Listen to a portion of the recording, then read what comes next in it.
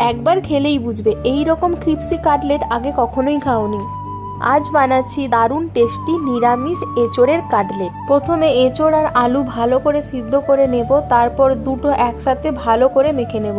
এবার কড়াইতে তেল গরম করে দিয়ে দিচ্ছি 1 চিমটে হিং আর জিরে, আদা বাটা, টমেটো আর ধনেপাতা।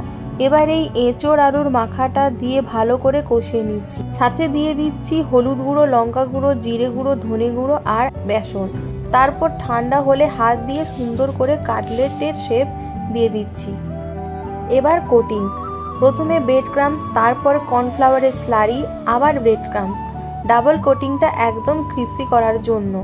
এবার 5 মিনিটের জন্য ফ্রিজে রেখে দিচ্ছি, তারপর গরম তেলে গোল্ডেন ব্রাউন করে ভেজে নিচ্ছি। ব্যাস তৈরি পারফেক্ট কাটলেট রেসিপি। গরম গরম কাটলেট কাসন্দির সাথে সার্ভ করলেই জমে যাবে। এমন আরও রেসিপির জন্য চ্যানেলটিকে সাবস্ক্রাইব বা ফলো করো।